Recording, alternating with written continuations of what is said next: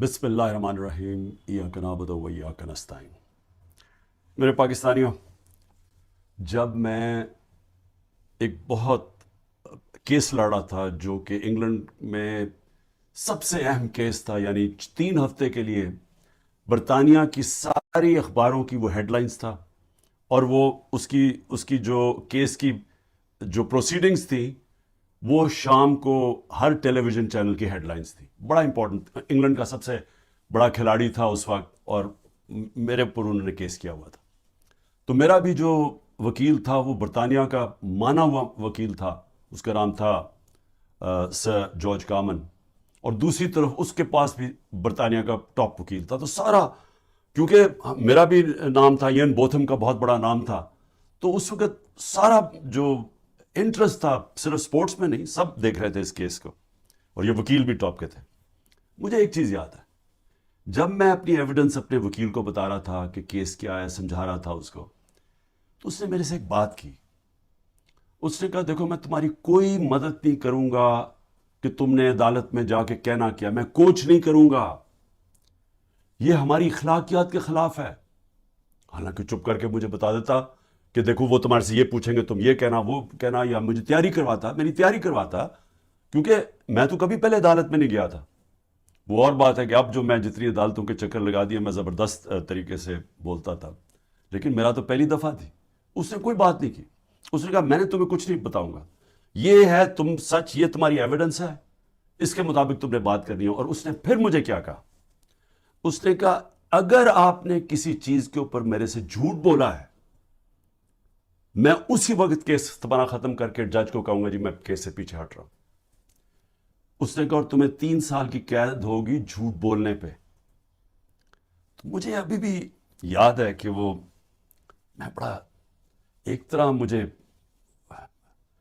अजीब लगा कि ये इतना स्ट्रिक्ट रूल्स हैं यहाँ के, लेकिन मुझे तो तब तक तो मैं काफ़ी देर बरतानिया में पढ़ भी चुका था, मैं क्रिकेट खेलता था, तो मैं सिर्फ आपको समझा रहा हूँ कि उनका इखलाकी मियार क्या था और उनका इंसाफ का निज़ाम क्या था, कि अदालत के अंदर जाके तुमने सच बोलना है, तब तक मैं तुम्हारे साथ खड़ा हूं। और फिर वो भी, आप जरा ये देख लें कि वो इंग्लैंड का हीरो था, और जूरी थी, 12 लोगों के जूरी बैठती है, जज होता है, फिर जूरी होती है जो कि आम शहरी होते हैं।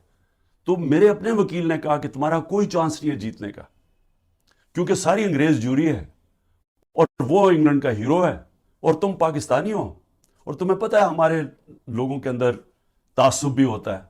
तो कहता तुम्हारी जीतने की कोई चांस नहीं, बल्कि उसने मुझे कोशिश की कि तुम केस ना ही, पैसे बाहर आउट ऑफ कोर्ट सेटलमेंट कर लो। लेकिन मैंने कहा, मैं हक पे खड़ा हूं, मैं लड़ूंगा केस। उसने कहा, तुम्हारी सिर्फ 20% चांस है, और ये याद रखें कि अगर वो मैं केस हार जाता तो ये जो मैंने अपना लंदन का फ्लैट बेच के मैं ये बनीगाला का घर बनाया, ये सारा कुछ ही चला जाता, क्योंकि वो इतना ज़्यादा उसका खर्चा आता है। तो मैं आपको आज ये कहना चाहता हूं कि वो माशरे आज खुशहाल, और वो माशरे जिधर आज हमारे लोग किश्तियों में डूब डूब के पहुंचने की कोशिश करते हैं, यानी जिंदगी का दौड़ पे लगा के, यानी समुद्र में डूब जाते हैं, लेकिन वो पहुंचना चाहते हैं उन मुल्कों में, तो उसकी वजह ये नहीं है कि वहाँ वसाइल ज़्यादा हैं। उसकी वजह यह है कि वो हमारी से इखलाकियात पे, उनके मॉरल वैल्यूज़ बहुत ज़्यादा है। वहाँ इंसाफ का निज़ाम है, जो मैं बार बार मैंने तो पार्टी शुरू ही है कि वो जब मैंने देखा उधर, जो मैंने उनके जो मुल्क देखे, तब मैंने फैसला किया कि हम तो तबाह हो जाएंगे, क्योंकि वो इतने ज़्यादा आगे निकल गए हमारे से कि उनकी अखलाकियात, उनका जो अमर बिल मारूफ है, उनका वो हमारे नबी सल्लल्लाहु अलैहि वसल्लम की जो वो रहमतुल आलमीन है ना, जो मेरे नबी की सुन्नत पे चलेगा, कोई भी सुन्नत अडैप्ट करेगा, तो वो तो हर इंसान के लिए आए थे। तो उन्होंने जब कहा था कि तुम्हारे से पहले बड़ी कौमें तबाह हुई, जिधर ताकतवर जब जुर्म करे तो उसको ना पकड़ो और सिर्फ कमजोर को पकड़ो, वो यानी ताकतवर कानून से ऊपर हो। अब असूलन उसको जीत जाना चाहिए था, क्योंकि मैं तो पाकिस्तानी था, वो बरतानिया का हीरो था, लेकिन इंसाफ का निज़ाम यह था कि पाकिस्तानी जाके वहां केस जीत जाता है। और याद रखें कि ये रवायत मदीना की रियासत से हमारे लिए, तब वहां ऐसा इंसाफ नहीं था। जब मदीना की रियासत बनी तो ये मगरबी ममालिक में कोई इंसाफ नहीं था, वहां भी जंगल का कानून था। ہم مسلمانوں کے اندر میرے نبی صلی اللہ علیہ وسلم نے وہ انصاف کا نظام لے کے آئے تھے کہ حضرت علی ایک یہودی شہری سے جبکہ وہ خلیفہ وقت تھے کیس ہار جاتے ہیں کیونکہ قاضی ان کے بیٹے کی گواہی قبول نہیں کرتا. سوچے حضرت علی کا کیا مقام ہے. لیکن انصاف کا نظام دیکھیں اور ایک اقلیت ایک خلیفہ وقت کو سے کیس جیت جاتی ہے. نبی صلی اللہ علیہ وسلم نے اس لیے کہا تھا کہ وہ قومیں تباہ ہو جاتی ہیں. یہ یاد رکھیں کہ ہم تباہی کی طرف جا رہے ہیں کیونکہ طاقتور آج قانون سے اوپر ہے. اور میں اس لیے آپ کو یہ بات چیت اس لیے آج آپ سے کر رہا ہوں اور میں آپ کو مثالیں دینے لگا ہوں کہ ہو کیا رہے ہیں. ہم تباہی کی طرف جا رہے ہیں کیونکہ میرے نبی نے 1500 سال پہلے کہہ دیا تھا کہ طاقتور قانون چوری کرے تو اس کو بچ جائے, تو جو کمزور ہو وہی صرف جیلوں میں جائے. تو یہ ہو رہا ہے آج پاکستان, ابھی سے نہیں ہو رہا, کافی دیر سے ہے, لیکن اب تو اس انتہا پہ پہنچ گیا ہے کہ ہمیں خوف آنا چاہیے کہ یہ ملک اب جا کدھر رہا ہے. مجھے خوف آ رہا ہے. میں کوئی پالیٹکس کی وجہ سے یہ بات آپ سے نہیں کر رہا, مجھے اپنے ملک کا خوف آ رہا ہے کیونکہ میں نے ملک چھوڑ کے نہیں جانا. لوگ جو بھاگ جاتے ہیں ملک سے یا جو اپنی, میرے بھی بڑا آسان ہے, اگر میں دنیا میں باہر جاؤں تو میں جا سکتا ہوں, میرے لیے تو عمران خان کے لیے دروازے کھلے ہیں. لیکن عام لوگوں کی میں آج بات کر رہا ہوں, آپ جب سب سن رہے ہیں کتنے لوگ آپ باہر چلے جائیں گے. تو یہ تو وہ میرے نبی نے جو 1500 سال پہلے کہا, ہم تو وہ تیزی سے ادھر جا رہے ہیں. اور ہمارا وہ آج جو وہاں ہو رہا ہے, خیر اس پیمانے میں تو نہیں پہنچ سکتے کہ میرے نبی نے کہا میری بیٹی نے بھی جرم کیا تو اس کو سزا ملے گی, قانون سے اوپر کوئی نہیں. حضرت ابوبکر نے آتے ساتھ ہی پہلی سٹیٹمنٹ, میں انصاف قائم کروں گا, طاقتور کو قانون کے نیچے لے کے آؤں. حضرت عمر نے اپنے بیٹے کو سزا دلوائی اس نے جب قانون توڑا. ہم تو وہ ان کی امت ہیں جو دنیا کے سب سے عظیم لیڈر ہیں. اور آج یہاں جو ہو رہا ہے وہ ملک جو اسلام کے نام پہ بنا تھا, ہمیں شرم آتی ہے, دنیا ہمیں دیکھتی ہے, ہمیں شرم آتی ہے کہ یہ ہو کیا رہا ہے اس ملک کے ساتھ. مولانا رومی سے جب پوچھا کہ قوم کیسے مرتی ہے جو ہم آج نیچے جا رہے ہیں, تو انہوں نے کہا جب وہ اچھے اور برے کی تمیز ختم کرتی ہے, جب وہ امر بالمعروف سے ہٹ جاتی ہے, جب وہ طبقہ جو ملک کا سب سے بڑا جرم کرنے والا طبقہ ہے, جب اس کو ہم اوپر بٹھا دیتے ہیں کیونکہ ایک آدمی فیصلہ کرتا ہے بند کمروں میں تکبر سے بھرا ہوا, پاور اتنی اس کے پاس, وہ بڑے زوروں شوروں سے فیصلہ کر رہا ہے کہ جناب عمران خان کو ہٹا کے تو میں نے ان کو, اور شہباز شریف سے تب سے اس کی بات چیت چل رہی تھی جنرل باجوہ کی. اب تو آج خواجہ آصف کا بیان آ گیا کہ ابھی ایک سال میری گورنمنٹ کو نہیں ہوا تھا, وہ کہتا تب سے سوچ رہا تھا کہ اس کو گرانے کا. بھئی تمہاری اس کی حیثیت کیا تھی؟ الیکٹ کر کے میں آیا ہوں, پبلک کے ووٹ سے میں آیا ہوں, ذمہ داری میری ہے, لیکن اس نے فیصلہ کر لیا. اور یہ یاد رکھیں کہ یہ جو آج ہو رہا ہے یہ ملک کے ساتھ, یہ سب سے بڑا جنرل باجوہ اس کا ذمہ دار ہے. آپ کو پتہ ہے کہ جو ہم نے IMF میرے پاس آئی مل رہے ہیں, جو ہم نے, کیونکہ گورنمنٹ ڈیفالٹ کرنے جا رہی تھی اس لیے ان کو یہ $3 ارب IMF کا چاہیے تھا. IMF کی سٹینڈ بائی اگریمنٹ کی اس لیے ضرورت ہے کہ ہم ڈیفالٹ کرنے جا رہے ہیں. ڈیفالٹ کا مطلب یہ سمجھ جائیں کہ جس وقت پاکستان ڈیفالٹ کرتا, ہماری یہ جو معیشت کے ابھی حالات ہے اس لیے بالکل ہی بیٹھ جانا تھا کیونکہ فنڈنگ بھی باہر سے ختم ہو جانی تھی, اور وہ نہیں ختم ہونی تھی, جو پھر اس کے بعد مہنگائی آنی تھی. اور آج جو مہنگائی کا حال ہے, آپ تصور کریں نا کہ میں سارے تنخواہ دار طبقہ جو آج بیٹھا ہوا ہے, غریب لوگ, پینشنر, مزدور, جو آج مہنگائی ہے, اگر ڈیفالٹ کرتا اس سے دگنی مہنگائی ہو جانی تھی. اس لیے ہم نے فیصلہ کیا, حالانکہ وہ سوچے 10,000 لوگ ہمارے جیلوں میں ہیں, عمران خان کے اوپر 180 کیس ہو چکے ہیں, پہنچ گئے ہیں 180 تک, ہماری سینئر لیڈرشپ جیل میں, لوگ انڈر گراؤنڈ میں گھر توڑ رہے ہیں ان کے, ہر قسم کا ان کی بزنسز بند کر رہے ہیں. اس کے باوجود اپنے ملک کے لیے ہم نے کہا ٹھیک ہم یہ اگریمنٹ کرتے ہیں تاکہ ملک نہ بیٹھے. لیکن سوال میرا کچھ اور ہے. میرا سوال یہ ہے کہ جدھر آج ہم کھڑے ہیں, کیا یہ جو اوپر حکمران ہیں ان سے ہمیں کوئی امید لگائی جا سکتی ہے؟ نہیں لگائی جا سکتی. کیوں؟ کیونکہ یہ اوپر بیٹھے اس لیے نہیں ہیں کہ انہوں نے ملک ٹھیک کرنے آئے ہیں. یہ میں آپ کو بتاؤں گا, یہ صرف اور صرف جو میں آپ کو 5 سال پہلے سے کہہ رہا تھا, یہ NRO والے لوگ ہیں جو میرے پیچھے صرف پڑے ہوئے تھے, سب اکٹھے ہو کے جی PDM بن گئی ہے, جی ڈیموکریٹک الائنس ہے. صرف مقصد ایک تھا کہ کسی طرح کرپشن کے کیسز سے یہ نکلے. اور میں اسی پہ چل رہا تھا. اپنے نبی صلی اللہ علیہ وسلم انہوں نے جب فرمان دیا کہ قومیں تباہ ہو جاتی ہیں طاقتور کو اگر آپ معاف کر دیں, اس کو وہ چوری کرے اس کو نہ پکڑے, تو آج وہی ہو رہا ہے.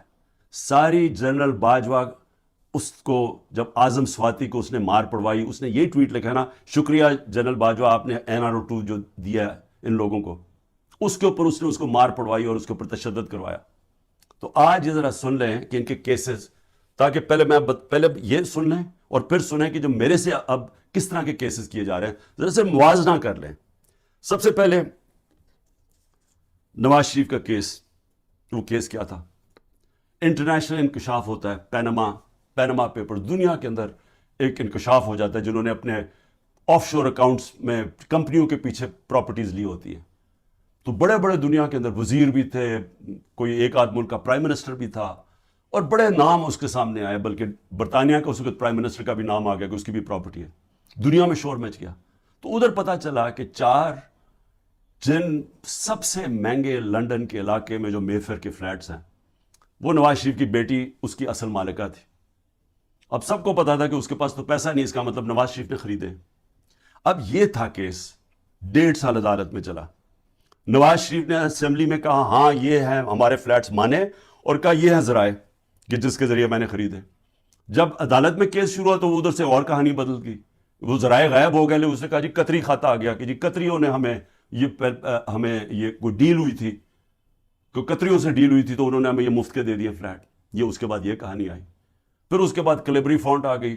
عدالت کے اندر مریم نواز نے جھوٹ بولا, کیونکہ وہ جو جس فونٹ جس سے جو لکھی گئے تھے کانٹریکٹ, جو اس نے اپنے بھائی کے ساتھ کانٹریکٹ دکھایا, وہ جو اگریمنٹ تھی وہ ابھی تک ایجاد ہی نہیں ہوئی تھی. جب اس نے وہ 2007 میں ہوئی, انہوں نے 2006 میں, کیونکہ جعلی کانٹریکٹ تھا, جھوٹ کی سیدھی 3 سال سزا ہوتی ہے.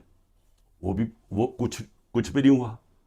اس کے بعد جناب سزا ہو گئی بعد میں ایون فیلڈ میں, اور پھر دوسرا نواز شریف کا تھا وہ ایک اور اس کی جو سزا تھی ہل میٹل یا اس کی عزیزیہ مل تھی, اس کے اوپر تو اس کو سزا ہو گئی, مریم نواز کو سزا ہو گئی. اب عدالت کیا کرتی ہے؟ اب یہ پوچھا کیا جاتا ہے, ذرا سنیں. وہ مان گئے کہ ہمارے فلیٹ ہیں. عدالت اب یہ پوچھتی ہے ان سے کہ جناب بتائیں, آپ ثابت کریں, نیب کو کہتی ہے کہ آپ ثابت کریں کہ یہ واقعی ان کے فلیٹ ہیں. وہ رہ رہے ہیں وہاں 30 سال سے یا 25 سال سے, وہ مان گئے ہمارے فلیٹ ہے, لیکن عدالت کہتی ہے نیب کو کہ آپ ثابت کریں کہ کیا واقعی ان کے فلیٹ ہے. کیسے کوئی ثابت کر سکتا ہے؟ اگر آپ نے آف شور اکاؤنٹس بنائے ہوئے ہیں باہر ورجن آئلینڈز میں, تو کوئی ثابت نہیں کر سکتا. اس طرح تو جو بھی آج میں نے چوری کرنی ہے پیسے, میں بھی وہ وہاں باہر کمپنیز کے پیچھے میں خرید لوں پراپرٹیز, تو ثابت کون نہیں, ان کو صدیاں لگ جائیں گی ثابت کرنے میں. تو ایک تو یہ ہو گیا. دوسرا شہباز شریف. اب یہ ذرا سن لیں. شہباز شریف کی 16 ارب روپے کے ان کے بیٹوں کی بینک اکاؤنٹس میں پیسہ آتا ہے. ڈاکیومنٹری ایویڈنس ہے, جس میں مقصود چپراسی کے بینک میں 3 ارب سے 3.5 ارب روپے آ جاتا ہے ایک چپراسی کے بینک اکاؤنٹ میں. اور ساتھ ان کا نیب میں کیس ہوتا ہے, انہوں نے فیک اکاؤنٹس دکھائے ہوتے ہیں, جو لوگ کبھی پاکستان سے باہر ہی نہیں گئے, ان کے نام پہ انہوں نے کہا جی ہمیں انگلینڈ سے ریمیٹنسز مل رہی ہیں.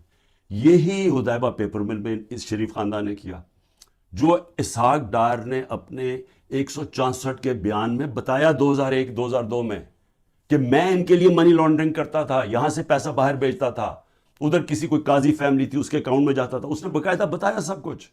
اس اکاؤنٹ سے پھر پیسہ پاکستان ان کی خاندان کے نام پہ آتا تھا. یعنی منی لانڈرنگ یہ حدیبہ پیپر مل سے 25 سال پہلے سے شروع کی ہوئی تھی. وہی شہباز شریف وہی پیٹرن کیا, وہی آصف زرداری کے فیک اکاؤنٹس میں وہی پیسے, یہاں سے فیک اکاؤنٹ سے پیسے باہر بھیجو, ادھر سے دکھاؤ کہ جی منی ریمیٹنسز آئی ہیں اور وہاں سے پیسہ منگوا لو, باقی باہر رکھ دو. اصل پیسہ ان کا باہر پڑا ہوا ہے, صرف جو پیسے کی ضرورت پڑتی ہے وہ منگواتے ہیں یہاں. تو یہ اب آپ یہ سن لیں کہ یہ شہباز شریف کا کیس تھا. شہباز شریف بھی کیس سے نکل گیا, نواز شریف بھی کیس سے نکل گیا. شہباز شریف کیس سے کیسے نکلا؟ شہباز شریف کیس سے ایسے نکلا کہ انہوں نے پہلے تو جناب آتے ساتھ ہی FIA کا سربراہ تبدیل کیا, کیونکہ جنرل باجوہ نے اس کو اوپر لا کے ہمارے اوپر مسلط کر دیا. جب انڈر ٹرائل تھا شہباز شریف اور اس کے بیٹے انڈر ٹرائل تھے. تو جب ہماری گورنمنٹ کرائی اس کو اوپر بٹھا دیا آ کے. اس نے آ کے آتے ساتھ ہی ایف آئی اے کا ہیڈ چینج کیا. اس نے پرسیکیوشن کو چینج کیا, جو پروسیکیوشن تھی اس کو چینج کیا. انہوں نے جو پہلے انویسٹیگیشن کر رہا تھا, مسٹیریسلی ڈاکٹر رضوان کو پہلے ہٹایا اور وہ ہارٹ اٹیک سے مر گیا. اس کے بعد مقصود چپڑاسی مر گیا ہارٹ اٹیک سے. ارشد شریف جس نے بڑی ڈیٹیلڈ اس کیس کے اندر کام کیا ہوا تھا, اس کے بعد تھوڑی دیر بعد اس کا قتل ہو جاتا ہے. اور کوئی جج بھی انویسٹیگیٹ نہیں کرتا کہ جناب ڈاکیومنٹری ایویڈنس والیومز پڑی ہیں ان کی انویسٹیگیشن میں, وہ بھی ختم ہو جاتی ہے. ادھر سے نیب کا ہیڈ چینج کرتے ہیں.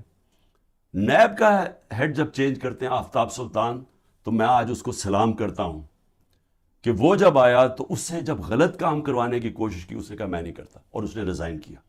پھر ایک اور آدمی کو لے کے ہیں جو موجودہ آدمی ہے, وہ سارے کیسز ان کے ختم. نیب بھی کیسز ختم, شہباز 8 ارب کے, اور یہ بھی کیس ختم. یہ جو 16 ارب روپے کے یہ جو ایف آئی اے کے کیس, اب وہ بھی ختم ہو کیونکہ اپنے لوگوں پر بٹھا دیے. تو ادھر وہ ہو گیا. ادھر آصف زرداری کے فیک اکاؤنٹس کیسز تھے, وہ پہلے فریز ہوتے ہیں. جنرل باجوہ کی ڈیل ہو رہی ہوتی ہے آصف زرداری سے, پتہ نہیں کیا ڈیل ہے, وہ کرتے ہیں, وہ بھی سارا ختم ہو گیا. تو زرداری بھی پاک ہو گیا. زرداری وہ آدمی ہے جس کو 2 دفعہ نواز شریف نے جیل میں ڈالا تھا کرپشن میں, اور یہ ہدایبہ پیپر مل نواز شریف نے بنایا تھا, یہ زرداری نے نواز شریف کے اوپر بنایا تھا. تو یہ کیسز پرانے چلے آ رہے ہیں, یہ ہمارے دور کے کیسز نہیں ہیں. لیکن جب ہمارا دور آیا تو جناب نیب تھی جنرل باجوہ صاحب کے نیچے, اس کے بعد سارے کیسز رک گئے. اور وہ تو خیر اب چیزیں سامنے آئی گئی ہیں کہ خواجہ آصف نے خود ہی کہہ دیا کہ ان سے تو بات چیت تو ان سے شروع ہو گئی تھی, تو کیسز ان کے کیسے آگے بڑھنے تھے. لیکن یہ سمجھ جائیں کہ جو آج اوپر طاقتور بیٹھے ہوئے ہیں, ان کی اربوں روپے کے کیسز معاف ہوئے. اور سب سے امپورٹنٹ چیز یہ ہے کہ یہ جب کیسز تھے یہ ان کی گورنمنٹ تھی. جو حمزہ شہباز اس ملک سے بھاگا ہے, وہ تو جب ایف آئی اے کا کیس ہے وہ جب ہماری گورنمنٹ تھی.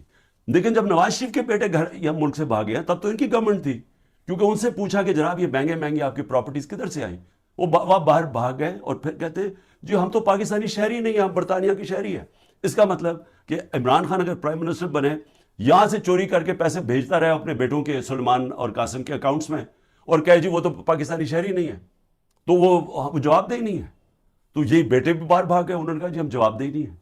اس کے بعد دماد بھاگتا ہے شہباز شریف کا, وہ جب نیب اس کو کرپشن کیس پہ بلاتی ہے وہ باہر بھاگ جاتا ہے ان کی گورنمنٹ کے نیچے. پھر ان کا فائنانس منسٹر اسحاق ڈار ملک سے باہر بھاگتا ہے جب نیب بلا کے پوچھتے ہیں کہ جی آپ کی یہ اثاثے ہیں, یہ آپ کے آئے کدھر سے ہے, یہ ایک دام آپ تیرے میر کیسے ہو گئے, وہ بھی ملک سے باہر بھاگ جاتا ہے ان کے دور میں. تو میں سوال پوچھ رہا ہوں کہ میں کیوں نہیں باہر بھاگ رہا. ان کے اوپر تو 1-2 کیسز تھے, میرے اوپر تو 180 کیس بن چکے ہیں. میں کیوں نہیں ملک چھوڑ کے بھاگ رہا, کیونکہ انہوں نے چوری کی ہوئی تھی. ان کے ایسٹس ہیں, ان کے پاس اربوں روپے کے ایسٹس ہیں جو یہ بتا ہی نہیں سکتے کدھر سے آئے ہیں, اور ملک سے باہر لے کے منی لانڈرنگ کیا, دگنی کرائم ہے. اور میں اب آتا ہوں 2 اور چیزیں میں آپ کو کہہ دوں. ہمارے 3.5 نیب کے سال میں 480 ارب روپیہ پاکستان نے نیب نے ریکور کیا چوری کا, کرپشن کا, 480 ارب روپیہ. اس سے پہلے سارے دور میں نیب نے 280 روپیہ ریکور کیا تھا. آج مجھے بتائیں کہ نیب سے کتنا پیسہ نیب نے کتنا پیسہ ریکور کیا. 1100 ارب روپیہ ریکور کرنا تھا, آج وہ کوئی پیسہ ریکور نہیں ہو رہا. اب نیب کا کام ہے کہ عمران خان کے اوپر کرو, یا جو ہمارے جو بھی اب مخالف ہیں ان سے پارٹی چھڑوانے کے لیے یا ان کو ڈرانے کے لیے. اب نیب کا صرف یہ کام رہ گیا. نیب جو پاکستان کے اندر, میں پھر سے کہتا ہوں, 480 ارب روپیہ ہمارے دور میں نیب نے ریکور کیا تھا, اور 1100 ارب روپیہ بچا ہوا تھا. انہوں نے قانون بدل دیے, ایک قانون بدل کے نیب کا قانون بدل دیا, اس میں بچ گئے, اور دوسرا اپنا نیب کا ہیڈ بٹھا دیا, جس طرح کے باقی انویسٹیگیٹنگ ایجنسیز کے اپنے لوگ بٹھا دیے. میں اب آگے آپ کو ذرا تھوڑا سا اور, کیونکہ بڑا امپورٹنٹ آپ کے لیے سمجھنا کہ آج اس ملک کے ساتھ ہم ہو کیا رہے اور ہم جا کدھر رہے ہیں. اس میں آ جائیں کہ اب میرے اوپر کیسز ہیں, میرے اوپر انہوں نے جس طرح میں نے کہا 180 کیسز کیے ہوئے ہیں. لیکن میں اب ان میں ذرا آپ کو بتانے لگا ہوں کہ یہ کون سے یہ کیسز یہ 6 مختلف ٹائپ کیسز میرے اوپر کیے ہوئے ہیں. تو میں ذرا سمجھ جائے کہ یہاں اربوں روپے کی چوری ہے اور 30 سال سے کیسز ان کے اوپر ہوتے آ رہے ہیں. مشرف نے NRO دیا, ادھر بچ گئے. آصف زرداری کی کیس تھی, اس کی وہ اس نے سرے محل خریدا ہوا تھا, وہ انہوں نے جا کے پورا کیس کر کے جب وہ بکا سرے محل, پیسہ پاکستان آنا تھا, NRO دے دیا, وہ پیسہ اپنے پاس رکھ لیا. $60 ملین سوئٹزرلینڈ میں پڑے ہوئے تھے, وہ پاکستان نے کیس کیا وہاں, وہ پیسہ پاکستان آنے لگا تھا, NRO دیا, وہ واپس چلے گئے. تو حدیبہ پیپر مل تو مشرف کے دور میں اس کے اوپر آگے پیش رفت ہی نہیں ہوئی, جس کے اوپر اسحاق ڈار نے باقاعدہ, پھر سے میں کہہ رہا ہوں, ڈیٹیلز دی ہوئی تھی کہ کیسے وہ منی لانڈرنگ کرتا تھا ان کے لیے. تو یہ لوگ آج اوپر بیٹھے ہیں, سب کیسز معاف کروا لیے, لیکن اب کر کیا رہے ہیں؟ اب یہ کر یہ رہے ہیں کہ انہوں نے اب اس کو استعمال کر رہے ہیں, اینٹی کرپشن کو, نیب کو اور FIA کو, کس طرح اب صرف 1 پوائنٹ جائے, تحریک انصاف کو ختم کیا جائے.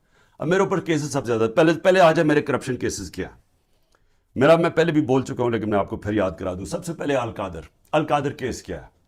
القادر کیس یہ ہے کہ میں نے ایک یونیورسٹی بنانی تھی, میں پہلے سے سوچ رہا تھا کہ مجھے موقع ملے تو ضرور بناؤں گا, کیونکہ ایک میں نے نمل یونیورسٹی بنائی ہوئی ہے, ایک میں نے القادر یونیورسٹی بنانی تھی.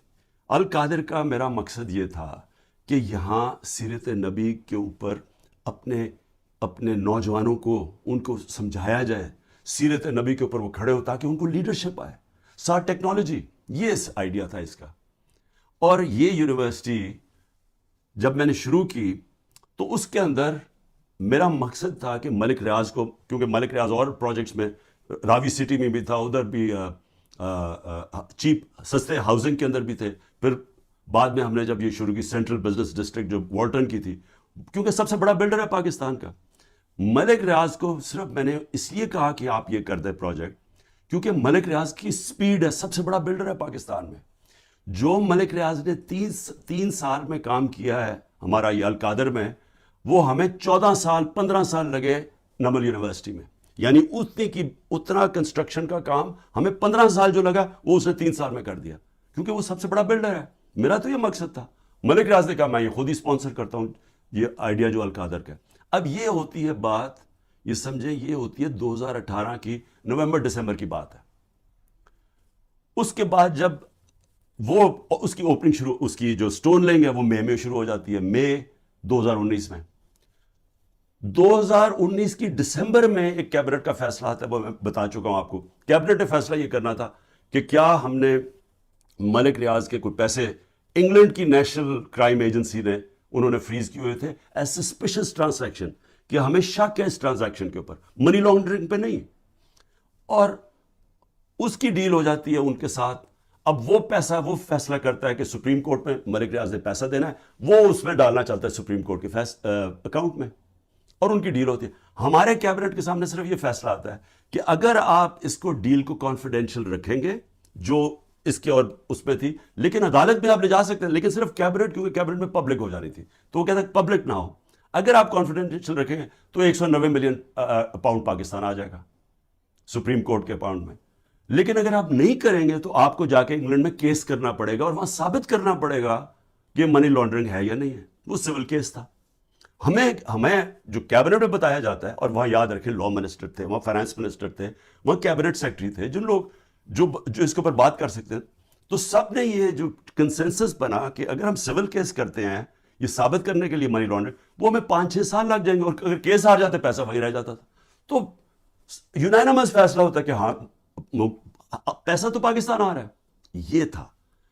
یہ میرے پہ کہہ رہے ہیں کہ جناب القادر یونیورسٹی جو آپ نے بنائی ہے, اس کی وجہ سے آپ نے یہ ملک ریاض کا پیسہ, یہ جانا چاہیے تھا پاکستان گورنمنٹ کو, بجائے چلا گیا سپریم کورٹ کے اندر.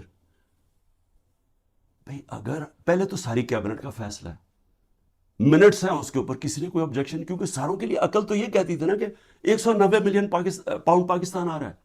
دوسرا, اگر آج آپ یہ سمجھتے ہیں کہ جی کوئی اس میں غلط ہوا ہے, اس کو گورنمنٹ کے پاس آنا چاہیے, سپریم کورٹ کو آپ لکھیں کہ جی غلط آ گیا, اس کو پیسے کو وہاں کریں, اور اگر وہ ملک ریاض آبجیکٹ کرتا ہے, ہم جا کے انگلینڈ میں کیس کریں گے, ہم جا کے وہ ثابت کریں گے, ہمیں ثابت کرنا پڑے گا. یاد رکھیں ہمارے اوپر ہے, پھر گورنمنٹ پہ کہ ثابت کریں کہ جناب یہ پیسہ منی لانڈرنگ کا تھا.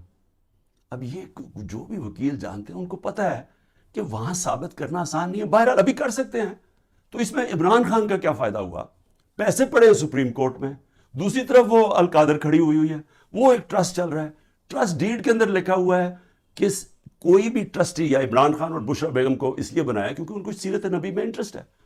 جب آپ ٹرسٹ بناتے ہیں لوگوں کو ان کو لے کے آتے ہیں جو کہ اپنا ٹائم دے سکیں، کیونکہ اس میں کوئی تنخواہ تو ملتی نہیں ہے، اس میں کوئی ٹی اے ڈی اے نہیں ملتا، یہ آپ مفت تب کام کرتے ہیں جب آپ کا شوق ہو کسی چیز میں. ٹرسٹ چل رہا ہے، 100% وہاں اسٹوڈنٹس مفت پڑھ رہے ہیں، ٹرسٹ ہے، زمین ہے ساری ٹرسٹ کے نام پہ. اگر خدا نہ خواستہ یہ ٹرسٹ نہیں چلے گا وہ واپس چلی جائے گی جس نے ڈونیشن دی ہے. میرا اس میں یا مجھے اس کا کیا فائدہ ہے؟ اس کو کہہ رہے ہیں کرپشن. اور دوسرا کرپشن سننے ذرا کیا ہے، توشہ خانہ. 70 سال سے پاکستان کا قانون کیا ہے؟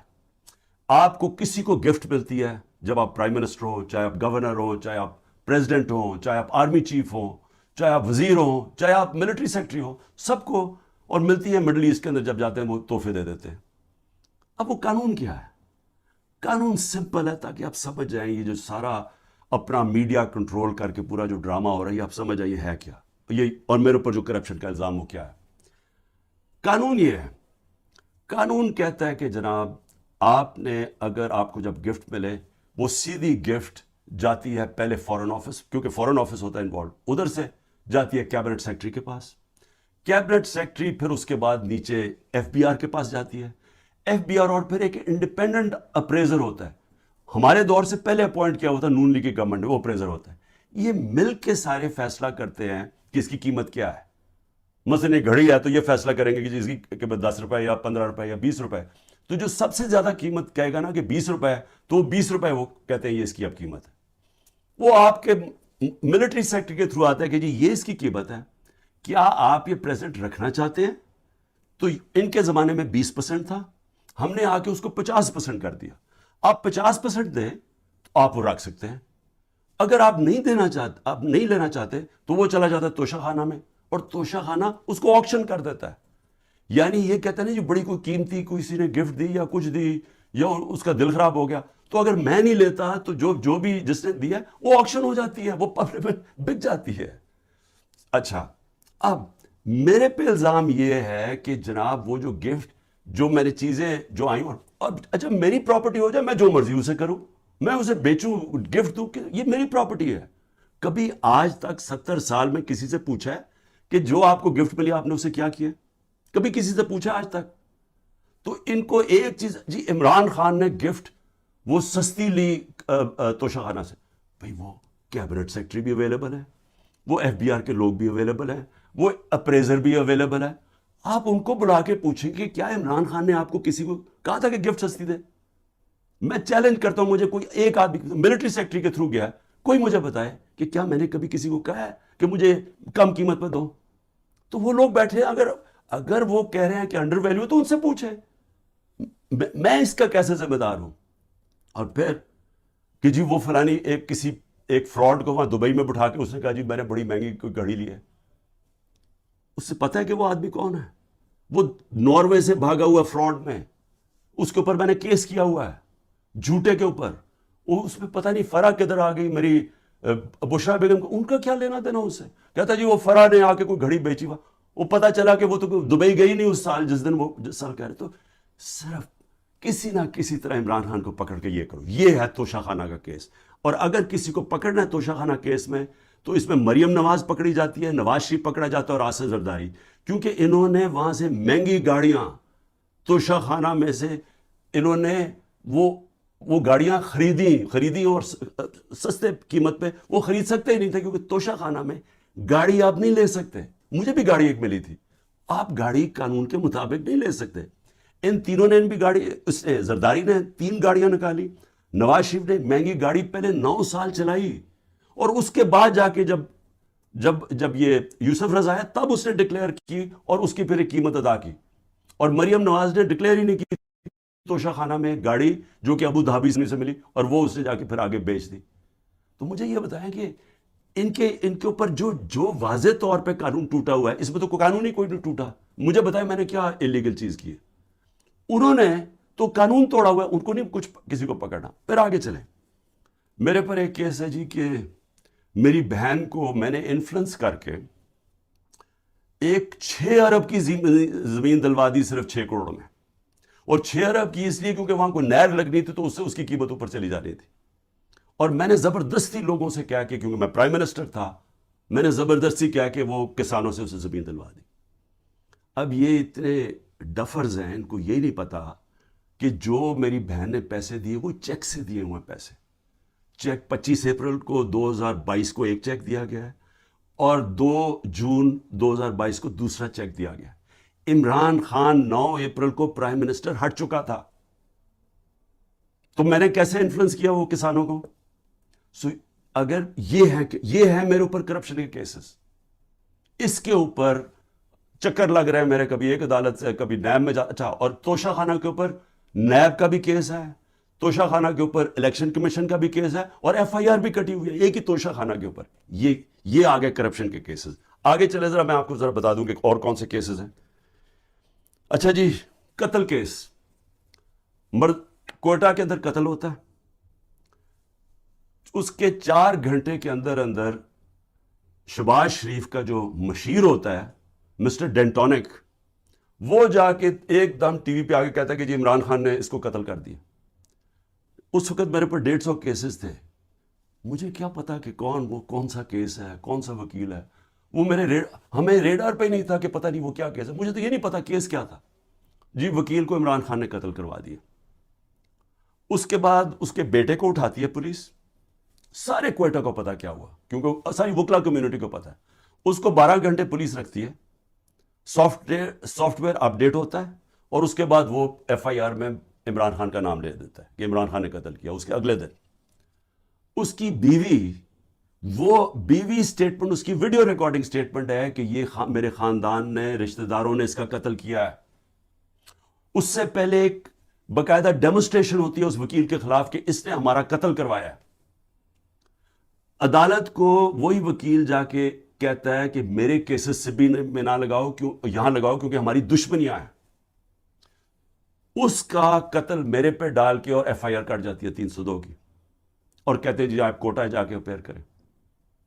اور پھر اس سے پہلے ضلع شاہ کا جب 8 مارچ کو قتل ہوتا ہے پولیس کسٹڈی میں, میرے اوپر پھر قتل کا کیس ڈال دیتے ہیں. میں گھر میں بیٹھا ہوا ہوں, مجھے پتہ ہی نہیں کیا ہو رہا, کیونکہ یہاں ٹیئر گیسنگ چل رہی تھی اس دن, کیونکہ ہم اپنی ریلی نکالنے لگے. پتہ چلا جناب ایک دم 144 پولیس نے لگا کے تو ریلی روک دی ہے. تو میں اندر بیٹھا ہوں, میرے اوپر 302 کا قتل کا کیس ہو جاتا ہے. 3 دن کے بعد جب ضلع شاہ کا پوسٹ مارٹم ہوتا ہے اور پتہ چلتا ہے کہ 26 جگہ اس کے اوپر تشدد کر کے اس کو قتل کیا. اب اس کے بعد پولیس پھنس جاتی ہے. پھر کیا کرتی ہے, نہیں جی وہ ایکسیڈنٹ ہوا ہے, اور ایکسیڈنٹ میں بھی پھر مجھے بات ہے کہ جی میں نے کوئی انفارمیشن نہیں دی, ایک اور ایف آئی آر کٹ جاتی ہے. تو میں آپ کو صرف یہ بتا رہا ہوں کہ یہ جو قتل کرنے کا کیس ہے, یہ یاد رکھیں کہ یہ پہلے سے یہ جو اوپر بیٹھے ہوئے ہیں یہ پرانے گاہک ہیں. یہ لوگوں کو قتل کروانے کے یہ ہیں, یہ شہباز شریف خاص طور پہ, اور یہ جو لوگوں کے اوپر جھوٹے کیسز کرنے کے یہ ماسٹر ہیں اس کے. میں اب بات کر رہا ہوں یہ جب 97 سے 99 تک یہ شہباز شریف جب چیف منسٹر تھا اور بھائی صاحب اوپر پرائم منسٹر تھے, ذرا یہ چھوٹی سی ایک عابد باکسر نے اس کے اوپر کہا ہوا ہے ڈاکیومنٹری, وہ سنیں. میں سچو سبزہ دار تھا اس وقت, مجھے ایک سینئر افسر نے بلایا اور کلیئر یہ کہا کہ چیف منسٹر پنجاب شہباز شریف کا یہ 5 بندے سبزہ دار میں مروانا چاہتے ہیں. میں نے انکار کیا. میرے انکار کے بعد یہ ڈیوٹی انہوں نے اپنے لیفٹ ہینڈ, رائٹ ہینڈ نہیں لیفٹ ہینڈ عمر ورد کی لگائی, اور وہ عمر ورد نے 5 سبزہ دار میں بندے وہ قتل کیے. اس سے پہلے میں آپ کو بتا دوں کہ گارڈین کے اندر ایک آرٹیکل چھپتا ہے, یہ جب 97 سے 99 تک تھا شہباز شریف. آرٹیکل کیا ہے اس میں, کہتا ہے 850 ایکسٹرا جوڈیشل کلنگ پولیس مقابلے میں لوگوں کو مروایا جاتا ہے جب شہباز شریف چیف منسٹر تھا. اور اس کے اندر وہ ایمنسٹی انٹرنیشنل کنفرم کرتی ہے کہ یہ بالکل ٹھیک ہے کہ پولیس انکاؤنٹر کے ذریعے شہباز شریف نے اس کے دور میں لوگ مروائے گئے. اب ذرا یہ سنیں کہ عابد باکسر کیا کہتا ہے. پنجاب میں جعلی مقابلوں کے لیے پولیس انسپیکٹرز کو کیسے مجبور کیا جاتا ہے. انکاؤنٹر اسپیشلسٹ عابد باکسر کی نئے ویڈیو میں سنسنی خیز انکشافات. مجھے حراست میں لے کر جھوٹے مقدمات میں نامزد کیا گیا, یہ ان کی جانب سے کہا گیا. کچھ چیزیں جو میڈیا اور پبلک کے سامنے لانا چاہتا ہوں. کہ کس طرح میاں شہباز شریف صاحب لوگوں کے ریکارڈ بنواتے ہیں، کس طرح انہیں جعلی پولیس مقابلے میں مارا جاتا ہے، کس طرح لوگوں کی جائیدادیں ہتھیاری جاتی ہیں. یہ تمام چیزیں میں آج پبلک کے سامنے رکھوں گا تاکہ وہ اس کا فیصلہ کر سکیں. میں 99 میں بطور S H O factory area تعینات تھا. میرے ماموں ایک رقبہ باغ بچہ کی ملکیت کے لائق تھے. میاں صاحب اس کو خریدنا چاہتے تھے لیکن قیمت میاں صاحب کی مرضی کی ڈیسائیڈ نہیں ہو رہی تھی، جس کے بعد میاں صاحب نے اس کو ہتھیانے کا فیصلہ کیا. لیاقت نام کے مالی کو مدعی بنا دیا گیا اور مدعی بنانے کے بعد اس کو ایک پرچہ دے دیا گیا کہ یہ تمام رجسٹریاں باغ بچہ کی جو ہے یہ جعلی اور بیک ڈیٹڈ ہے. اور ایک فکرہ لکھوا دیا گیا کہ میرے ماموں ظفر عباس نے مالی کو دھمکی لگائی ہے کہ میں عابد باکسر سے تجھے مروا دوں گا. یہ جو بات یا یہ جو لائن یہ اینٹی کرپشن لا کے مطابق کوئی جرم نہیں بڑھتا. زیادہ سے زیادہ اگر ہوتا تو 506 کا پرچہ میرے ماموں کے خلاف درج ہو سکتا تھا. میرے ماموں پہ پریشر ڈالا گیا، میرے ماموں یہ پریشر برداشت نہ کر سکے اور وہ بچوں کے ساتھ بیرون ملک چلے گئے. میاں شہباز شریف صاحب کے حکم پر مجھے معطل کر دیا گیا. معطل کرنے کے بعد مجھے گرفتار کر لیا گیا. گرفتار کرنے کے بعد مختلف تھانوں میں مجھے زیر حراست رکھا گیا. اس کے بعد ایک لیٹر حمزہ شہباز کا جو منظر عام پہ آیا تمام پاکستان کے اخبارات میں چھپا. اس میں اس نے فواد حسن فواد صاحب کو لکھا کہ عابد باکسر کے خلاف سخت ترین ایکشن لیا جائے اور ایک فقرہ آخر میں لکھا please note it that we are not in the habit of listening the word legal or illegal. اس کے بعد مجھے اچھا جی، اب یہ ذرا سمجھ آئیں کہ جو قتل اور اس نے شہباز شریف نے ایک اور میرے اوپر الزام لگا دیا کہ میں آرمی چیف کو اب قتل کروانا چاہتا ہوں، کہ میں پلان کر رہا ہوں آرمی چیف کو قتل کروانے کے لیے. اور اس دیکھیں وہ جو ہوتا ہے نا وہ کہتے ہیں کہ ایک انگریزی میں کہ tax a thief to catch a thief, یعنی چور جو ہوتا ہے وہ چور کو پکڑ سکتا ہے کیونکہ چور چور کی طرح سوچتا ہے. کیونکہ یہ ساری زندگی یہ جرائم پیشہ لوگ ہیں، یہ اس کو پتہ ہے کہ عمران خان کوئی قتل نہیں کروانا ہے. ان کو پتہ ہے کہ نہ میں سب کو کوئٹہ کو پتہ ہے نہ میں نے اس کو قتل کروایا نہ یہ ذل شاہ کو. لیکن یہ جھوٹے الزام لگانے کے یہ ماسٹر ہے. اچھا یہ قتل یہ ہو گیا جب مرڈر کیسز، یہ میرے پاس ایک ایف آئی آر ادھر کی کٹی ہوئی ہے اور ایک انہوں نے ذل شاہ کے اوپر اور چینج کر کے کٹوا دیا. پھر آ جائے جی دہشت گردی. زیادہ تر اب میرے پر کیس دہشت گردی کی عدالتوں میں. اب وہ دہشت گردی کے کیسز کیسے ہیں؟ 9 میں سے پہلے کیسز ہیں. وہ کیسز کیا ہے جناب؟ میں کوئی ڈیمونسٹریشن ہو رہی ہے، کوئی مظاہرہ ہو رہا ہے پی ٹی آئی کا، کوئی مظاہرہ میں کوئی انسیڈنٹ ہوتا ہے جناب عمران خان کے اوپر دہشت گردی کا کیس. ایک الیکشن کمیشن کے باہر مظاہرہ ہو رہا ہے، اس کے اندر کچھ آپس میں کچھ ہوتا ہے، مجھے کیا پتا، عمران خان کے اوپر دہشت گردی کا پرچہ. مریم نواز کی ویڈیو ہیں سب کے پاس کہ یہ جا کے یہ جب اس کی پیشی ہوتی ہے نیب کے اندر تو پتھراؤ کرتے ہیں نیب کے اوپر. گاڑی بھری ہوتی ہے جس میں پہلے پتھر لے کے جاتے ہیں، پتھراؤ ہوتا ہے. کوئی کیس ہوا اس کے اوپر؟ کوئی دہشت گردی کا کیس ہوا؟ کوئی کیس ہوا؟ تو کچھ بھی ہوتا ہے، کوئی ڈیمونسٹریشن کی عمران خان کے اوپر دہشت گردی کا. اچھا پھر 9 میں آ جائیں. 9 مئی کے بعد میرے اوپر ایک اور بارش ہو گئی ہے کیسوں کی. اب ہر روز کوئی نیا کیس آ جاتا ہے کہ وہ جو میاں والی میں وہ جو جہاز جلایا گیا تھا وہ اس میں بھی عمران خان کے اوپر دہشت گردی کا کیس ہے. ساری جگہ کیسز آ گئے. اب یہ پہلے 9 مئی کو کلیئر کر دیں. 9 مئی کو پاکستان کے سپریم کورٹ نے کہا کہ جو عمران خان کو 9 مئی کو اغوا کیا گیا تھا وہ غیر قانونی اور غیر آئینی تھا. یہ سپریم کورٹ کا فیصلہ ہے. اب مظلوم میں ہوں، مجھے اٹھایا جا رہا ہے ایک دہشت گرد ایک مجرم کی طرح وہاں سے ڈنڈے مار کے. رینجرز نہیں کمانڈوز تھے، کیونکہ جو میرے 4-5 کمانڈوز تھے ان کو وہ تو ایک دم پہچان گئے کمانڈوز تھے. کمانڈو ایکشن میں جو مجھے وہاں سے اٹھایا گیا. میں سوال یہ پوچھتا ہوں کہ کس پاکستان کے پولیٹیکل لیڈر کو اس طرح کی اس کو ذلیل کیا گیا؟ لوگوں کو مارا گیا، وہاں کے سٹاف کو مارا گیا، جو وہاں سٹاف بیٹھا ہوا تھا رجسٹری آفس کا، ہائی کورٹ کا سٹاف، وکیلوں کو مارا گیا، ڈنڈے مارے گئے. وہ بیچارے 4-5 گارڈز تھے اتنے زیادہ، انہوں نے ان کو مارا. میرے لگا ڈنڈا جس طرح مجھے پکڑ کے لے کے گئے. اب سب سے پہلے تو یہ یاد رکھیں کہ یہ غیر آئینی اور غیر قانونی تھا. ذلیل کیا مجھے. اس کے اوپر جو ریاکشن آیا وہ آنا تھا. سب سے بڑی پارٹی ہے پاکستان کی. تو کیا لوگوں کو جو دیکھ رہے تھے، اور صرف ریاکشن یہاں نہیں آیا، جدھر پاکستانی انٹرنیشنل تھا وہاں ساری جگہ ریاکشن آیا. ریاکشن آنا تھا. کیونکہ لوگ مجھے 50 سال سے جانتے ہیں. تو جو لوگوں نے دیکھا اپنی آنکھوں کے ساتھ اس کے اوپر ریئیکٹ ہی کرنا تھا. تو مظلوم یعنی ظلم میرے پہ ہوتا ہے, میرے لوگوں بالکل ان کی جائز ہوتی ہے کہ وہ آ کے پرامن احتجاج کریں کیونکہ قانون اجازت دیتا ہے. ایک ناانصافی ہوتی ہے اس کے اوپر پرامن احتجاج کرتے ہیں. اور صرف پاکستان, پھر سے میں کہتا ہوں, اب انٹرنیشنل جو ہوتا ہے کیا وہاں بھی وہ غلط لوگ نکلے تھے؟ اس سب کو ایک بس جناب فوج کے خلاف کچھ ہو گیا, شہداء کے خلاف کچھ ہو گیا, اس کو اس مد میں ڈال کے کہ وہ بات نہیں کرتا کہ وہاں گولیاں چلائی گئی, نہتے لوگوں کو مارا گیا. 25 لوگ کم از کم انہوں نے مارے ہیں کیونکہ ہمیں پوری طرح پتہ نہیں ہے جو پولیس نے 25 لوگوں کو گولی قتل کیا, شہید کیا. میں کہتا ہوں کیونکہ پرامن احتجاج حق کے لیے, ناانصافی کے خلاف کھڑا ہونا تو ہمارا حق ہے. اس کے اوپر لوگوں کو قتل کیا گیا اور وہ شہید ہیں. جو انصاف کے لیے کھڑا ہوتا ہے اس کو شہید کہتے ہیں. 16 کے پاس ہماری ایڈریسز ہیں, جو 16 جو ان کے رشتہ دار ہیں ان کے اوپر چڑھائی کر دی. وہ بیچارے ڈرے ہوئے بیٹھے ہیں, مشکل سے نام دے رہے ہیں. جو باقی 8-9 ہیں وہ ہمیں بتا ہی نہیں رہے کیونکہ وہ ڈرے ہوئے انڈر گراؤنڈ چلے گئے ہیں. اس طرح انہوں نے, جس طرح ذلے شاہ کے گھر ساری پہنچ گئی تھی ان کی ساری پنجاب کے آئی جی اور سارے, اور اسے جب اس کی جب باڈی تھی تو اس کو کہا جی یہ ایکسیڈنٹ ہوا, زمین پہ پڑا, یہ ملا ہے سائٹ پہ. جو سارے باڈی کے اوپر جو پوسٹ مارٹم میں تشدد کے, کیونکہ کبھی ایکسیڈنٹ میں بھی تشدد ہوتا ہے, تو ساری پولیس پہنچ گئی اور وہ بیچارے پیچھے سہم گئے. اسی طرح سارے جو ان کے رشتہ دار ہیں جو ہوا ہے وہ سارے سہم گئے. 9 کا ہمیں پتہ نہیں چل رہا, اور 16 جو ہیں ان کو وہ دے نہیں رہے, ان کو رپورٹ نہیں دے رہے, ان کو پوسٹ مارٹم نہیں کر رہے. تو پہلے تو ان کو قتل کیا, شہید کیا, اس کے بعد انہی کے اوپر دباؤ ڈال دیا, جو مظلوم ہیں انہی کے اوپر ڈال دیا, کیسز بھی ان کے اوپر کر دیے. اس کے علاوہ جو ٹوٹل گولیاں لگی ہیں وہ 100 سے 200 گولیاں لگی ہیں. جو ہاسپٹل میں پڑے ہوئے تھے ان کو اٹھا کے جیلوں میں لے گئے جن کو گولیاں لگی تھی. 3 کی ٹانگیں کٹ گئی, ایک پیرالائز ہو گیا جو پیچھے گولی لگی. لیکن صرف وہ بلڈنگز کو آگ لگا دی. بھئی ہم سارے مذمت کرتے ہیں. میں وہ ججمنٹ میں دیکھ لیں چیف جسٹس کی کہ مجھے تو پتہ ہی کچھ نہیں تھا.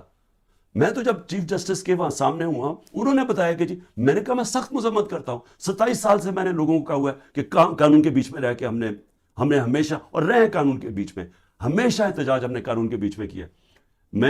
ہم نے جب 126 دن کا دھرنا دیا, مجھے بتائیں پاکستان کی تاریخ کا سب سے بڑا وہ ہمارا پروٹیسٹ تھا. کیا ہوا, کیا لڑائی, کوئی لڑائی ہوئی, کوئی لوگوں کو مارا داڑا, ساری دنیا آتی تھی پروٹیسٹ کر کے چلی جاتی تھی. میں نے کوئی 70 جلسے کیے پاور سے نکلنے کے لیے. تاریخ میں سب سے بڑے جلسے ہوئے ہیں.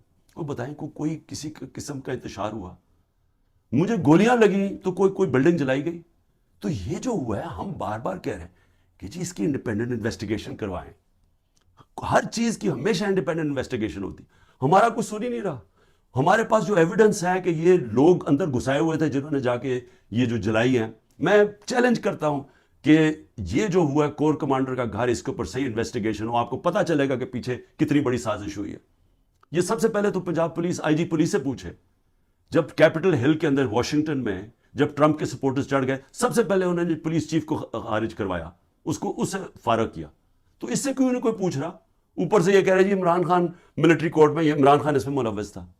تو انہوں نے تو پہلے سے پلان بنایا ہوا تھا کہ اس کو استعمال کرنا ہے ایک پوری جماعت کو, جو سب سے بڑی جماعت کو ختم کرنے کے لیے.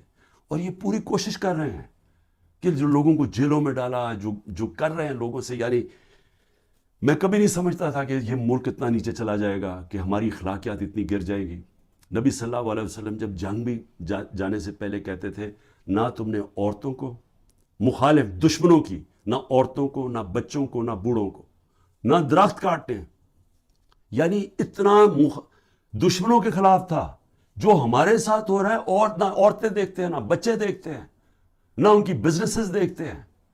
جس طرح کا ان کے رشتہ دار, ان کے جاننے والے سب کے اوپر پہنچ جاتے ہیں. یعنی ایسی کبھی میں نے اس طرح کا ظلم نہیں دیکھا جو ہمارے خلاف اس وقت ہو رہا ہے. اور آڑ کس کی لے رہے ہیں جناب؟ بہت بڑا ظلم کر دیا ہم نے 9 مئی کو. تو 9 مئی کو جو میرے سے ظلم ہوا, جو شروع ہوا, جس کی وجہ سے سارا کچھ ریاکشن ہوا, اس کے اوپر تو کوئی انکوائری بھی نہیں ہوئی. اور اس لیے میں یہ ابھی تو جو کیسز اب بن رہے ہیں اس کی آڑ لے کے ہر دوسرے دن ایک نیا دہشت گردی کا کیس بن جاتا ہے جو 180 تک پہنچ چکا ہوں. اور یہ اب ممکن ہی نہیں ہے میرے لیے کہ میں ساری جگہ بھاگا پھروں. کوئی میاں والی میں کیس ہے, فیصل آباد میں کیس, جدھر جی وہ 9 مئی کا بنا کے جس کو کیسز ہے. تو کوشش کر رہا ہوں, ملک سے تو نہیں بھاگوں گا. ہو سکے گا کہ ایک وقت ایسا آئے گا کہ میں یہ نہیں کر سکوں, جیل میں ڈال دیں گے, ڈال دے, تیار ہوں میں جیل کے لیے. صرف ایک اور میں چیز کہنا چاہتا ہوں, یہ 144 سے لگا دیتے. ایک یہ نیا ڈرامہ شروع کیا. ہم اب الیکشن کیمپین 8 مارچ کو الیکشن کیمپین کا اپنا آغاز کرتے ہیں. 7 مارچ کو بیٹھ کے پولیس سے طے کرتے ہیں روٹ یہ لاہور کی کہ ہم اپنی, کیونکہ سپریم کورٹ 30 اپریل کا الیکشن اناؤنس کر دیتا ہے, تو ہم اپنی آغاز کرتے ہیں کیمپین کا. صبح پتہ چلتا ہے جی ایک دم ساری جگہ پولیس پہنچ گئی, راستے بند کر دیے, واٹر کیننز آ گئی ہیں, ٹیئر گیسنگ شروع ہو گئی. جو ریلی, اور میں گھر بیٹھا انتظار کر رہا ہوں, اب میں نے ریلی جوائن کرنی ہے, پتہ چلا جناب ٹیئر گیسنگ ہو گئی ہے, میرے گھر کے بعد پولیس پہنچ گئی. اس کے بعد اگلے دن اس دن زلیشا قتل ہو جاتا ہے, اور جو تشدد سے اس کو بیچارے کو شہید کرتے. اس کے بعد یہ ذرا سنتے جائیں, 14 مارچ کو وارنٹ آ جاتی ہے میرے گھر میں کہ جی آپ کو ہم پکڑنا چاہتے ہیں, کیونکہ آپ نے وہ 18 مارچ کو میں نے ایک عدالت میں اپیئر ہونا ہے, میجسٹریٹ کے کورٹ میں. 4 دن پہلے پولیس پہنچ جاتی ہے. آپ کو اگر میجسٹریٹ کورٹ میں پیش بھی ہونا ہے تو ایک دن 24 گھنٹے میں پیش کرنا پڑتا ہے, وہ 4 دن پہلے پولیس پہنچ جاتی ہے. اور وہ جو کیس تھا, میں کہہ رہا ہوں, ہماری سینئر لیڈرشپ کہہ رہی ہے ہاں جی عمران خان عدالت میں پیش ہوگا, وہ سارے باہر پولیس کو کہہ رہی ہے, وہ سن ہی نہیں رہے. اس کے بعد جو یہ ذرا سمجھیں, جو CRPC کرمنل کوڈ کا جو سیکشن 75 ہے, اس کے مطابق اگر آپ وکیل آپ کو ایشورٹی بانڈ دے دیتا ہے کہ عمران خان 18 کو پہنچے گا, تو وہ اریسٹ نہیں کر سکتے.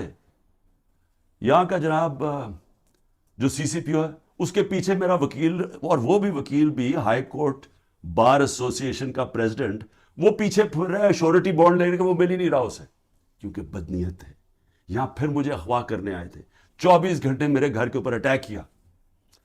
اچھا, اب پھر 144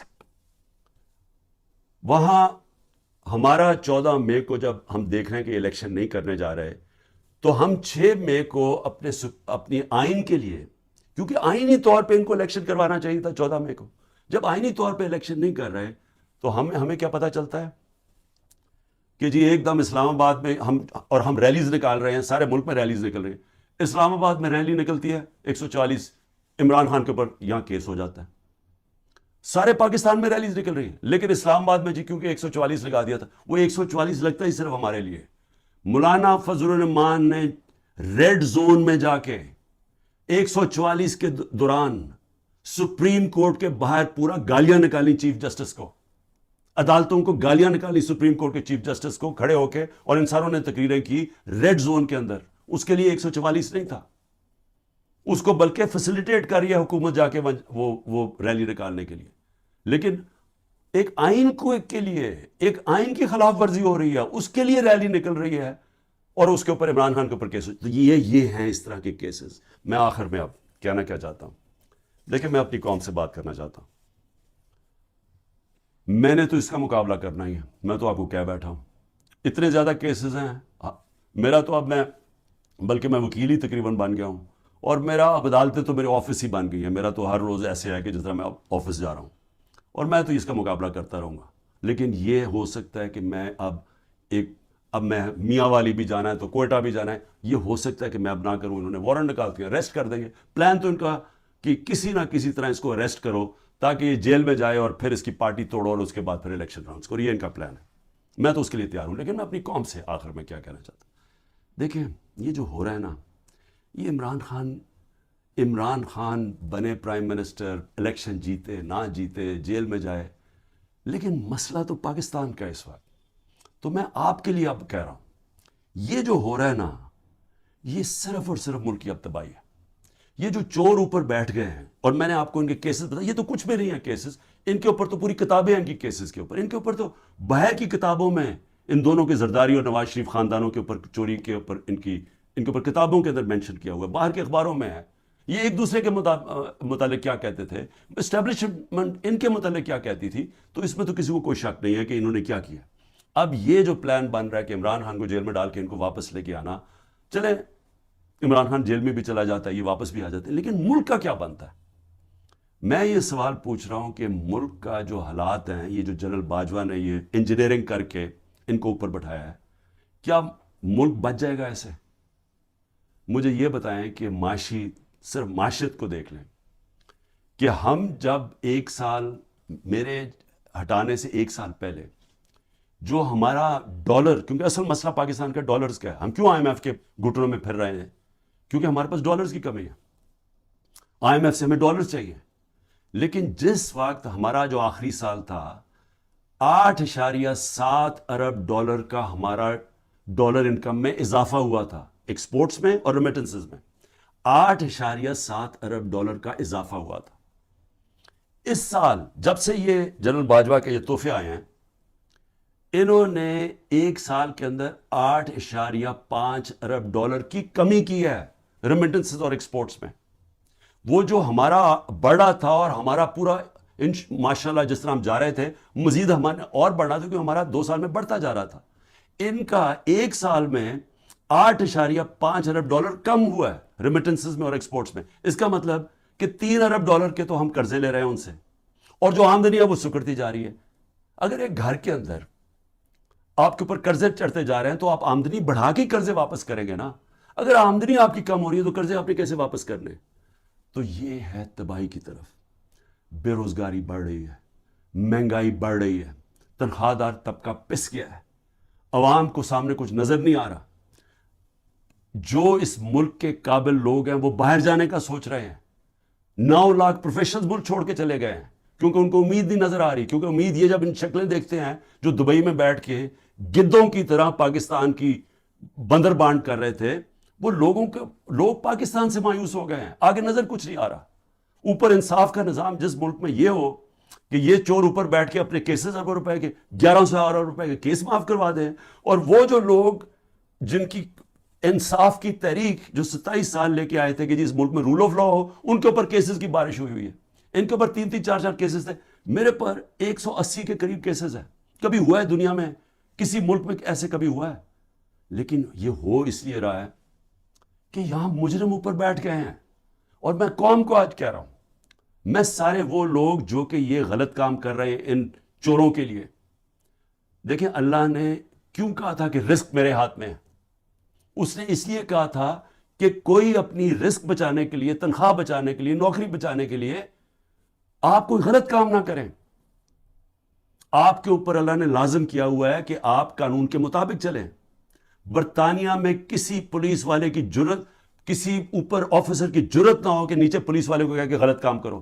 کسی کے گھر کے توڑ کے اندر چلے جاؤ، وہاں اس کا گھر لوٹ لو، ان کی بزنسز بند کر دو. جرت نہ ہو، پولیس چیف کی جرت نہ ہو، کیونکہ اسے پتا ہوگا کہ قانون میں وہ نیچے کھڑا ہوگا کہے گا میں یہ نہیں کرتا، یہ قانون مجھے اجازت نہیں دیتا. وہاں کا اس لیے وہ کامیاب ہے ملک، اس لیے ہمارے لوگ بیچارے سمندروں میں ڈوبنے کی رسک لیتے ہوتے پہنچنے کی کوشش کرتے ہیں، کیونکہ وہاں انصاف ہے. وہاں کسی کو غلط کام کرنے کے لیے آپ حکم نہیں دے سکتے، کیونکہ قانون ہے، انصاف ہے، رائٹس ہیں لوگوں کے، ان کے فنڈامنٹل رائٹس کی، ان کی عدالتیں ان کی حفاظت کرتی ہیں. یہاں پکڑ کے جس کو مرضی اٹھا کے اندر جیلوں میں ڈال دو، جس کو مرضی تشدد کرو. جو تشدد کی کہانیاں ہیں اتنی خوفناک ہیں جو یہ اس وقت لوگوں کے اوپر ہو رہی ہے، پکڑ چن کے لوگوں کو اوپر تشدد کر رہے ہیں، انٹرنیشنل لاء کے اگینسٹ ہے یہ. تو جو لوگ یہ سارے لگے ہوئے ہیں اور نیب میں بیٹھے ہیں، ایف آئی اے میں بیٹھے ہیں، پولیس میں بیٹھے ہیں، جو تنخواہ دار لوگ ہیں، میں ساروں کو آج کہہ رہا ہوں کہ دیکھیں آپ اللہ کو جواب دیں. آپ یہ جو چیزیں کر رہے ہیں، آپ اپنے ملک کی تباہی کے راستے پہ ملک کو لے کے جا رہے ہیں، اور آپ اپنی آخرت بھی تباہ کر رہے ہیں.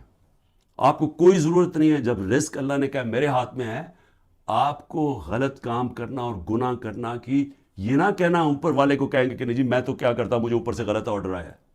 آپ کا رائٹ ہے کہ غلط کو آرڈرز آپ نہ مانیں.